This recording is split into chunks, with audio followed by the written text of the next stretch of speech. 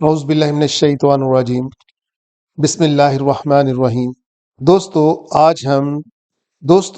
آج ہم سورہ الانعام کا 19واں رکوع ترجمے، تفسیر اور گرامر سے سمجھنے کی سعادت حاصل کرنے جا رہے ہیں۔ لیکن اس سے پہلے ایک پیغام کہ اگر ہم چائنیز زبان کو یا جرمن زبان کو یا کسی بھی دنیا کی اور زبان کو صرف سنتے رہیں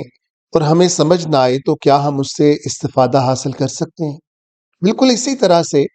ہم نماز کے اندر یا تراویح کے اندر ہم قرآن کو سنتے رہتے ہیں، مگر ہمیں رتی کا بھی پتہ نہیں چلتا کہ اس کے اندر کیا کہا جا رہا ہے۔ بس ہمیں اس وقت ہوش آتا ہے جب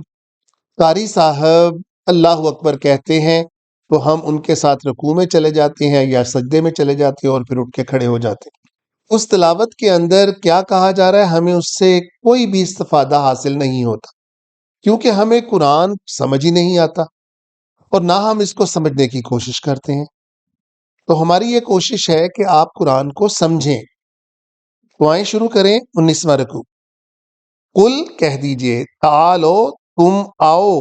اتلو الف ہے شروع میں، اس کا مطلب ہوتا ہے میں پڑھتا ہوں، ما حرما کہ کیا چیز جو ہے وہ حرام کی گئی،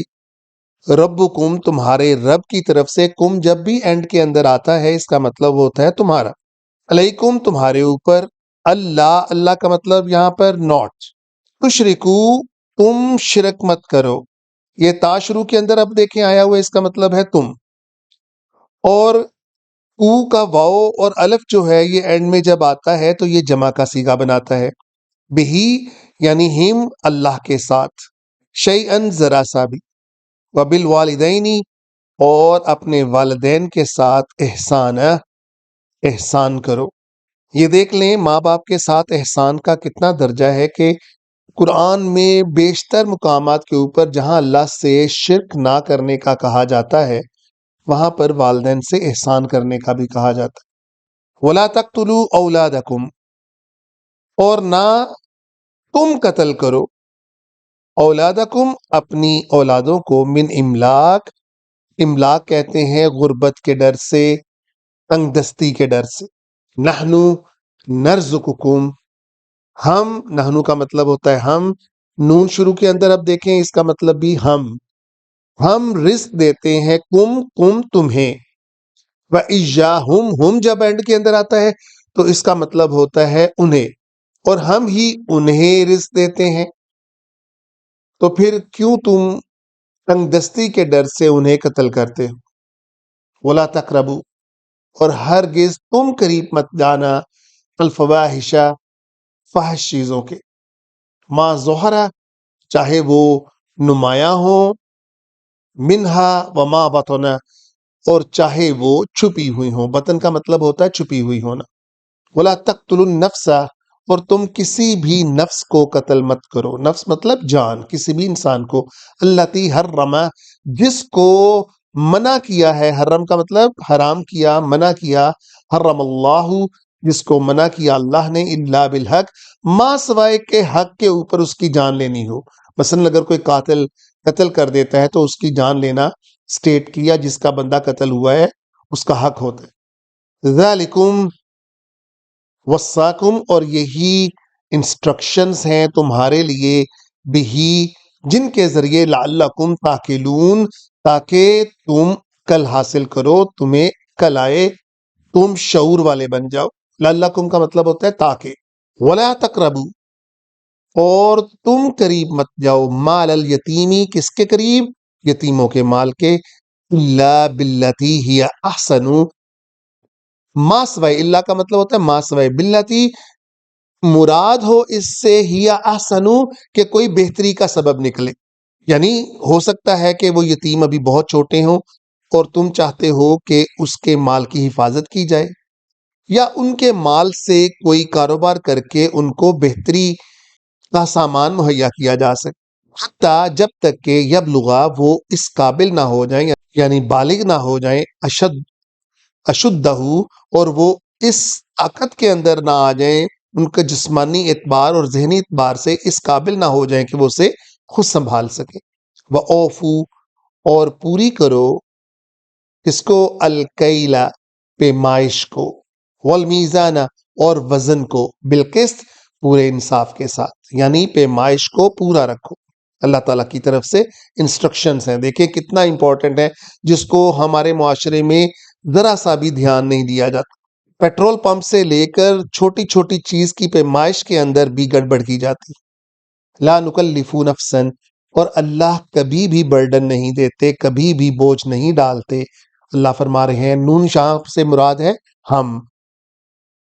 مراد اللہ تعالیٰ۔ اللہ فرماتے ہیں ہم کبھی بھی کسی جان کو بوجھ وہ والا نہیں ڈالتے، نفسن جان کو، الا وسعہا جس کو وہ اٹھانے کے قابل نہ ہو، یعنی جس کی اس کے اندر طاقت نہ ہو۔ وَإِذَا قُلْتُمْ، اور جب کبھی تم کوئی بات کرو، کل کا مطلب کہنا، تم کوئی بات کرو، فَعْدِلُوا تو انصاف کی بات کرنا، وَلَوْ كَانَ ذَا قُرْبَى چاہے اس کے اندر تمہارے قریبی عزیز ہی کیوں نہ آتے ہوں۔ یعنی اس کا بھی دھیان نہ کرنا کہ انصاف کرنے کے اندر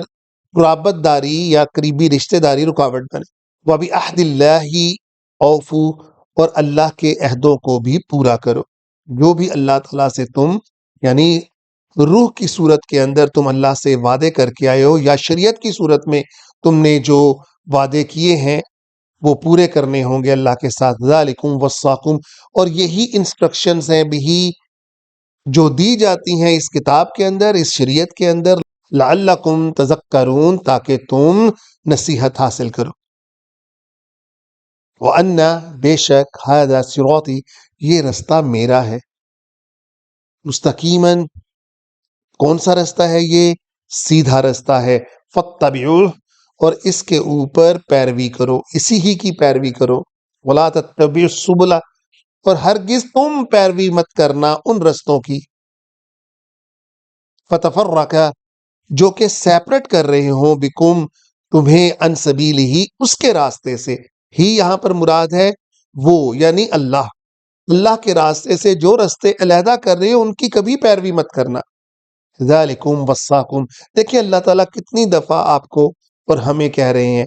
کہ اس کے ذریعے تمہیں انسٹرکشنز دی جاتی ہیں بھی لعلکم تتقون تاکہ تم متقی ہو جاؤ۔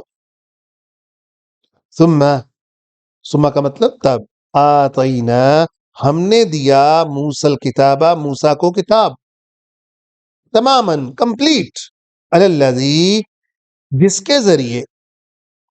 احسن کا مطلب آپ کو پتا ہے کہ عمدہ، بہتری، یعنی حضرت موسیٰ علیہ السلام کو کہا جا رہا ہے کہ جس کے ذریعے تم عمدہ چیزیں کرو، وتفصیلاً اور جس میں تمام تفصیل رکھ دی گئی تمہاری بہتری کے لیے، لکل شیء تمام چیزوں کی، وہدی ورحمہ اور جس کے اندر ہدایت ہے اور رحمت ہے، یعنی اس کتاب کی پیروی کے اندر، شریعت کی پیروی کے اندر ہی ہدایت اور رحمت ہوتی ہے۔ لعلہم تاکہ وہ بلقاء ربہم جب ملاقات کریں اپنے رب کے ساتھ، یؤمنون ان کو نہ صرف اس بات کا یقین ہو بلکہ وہ کمپلیٹ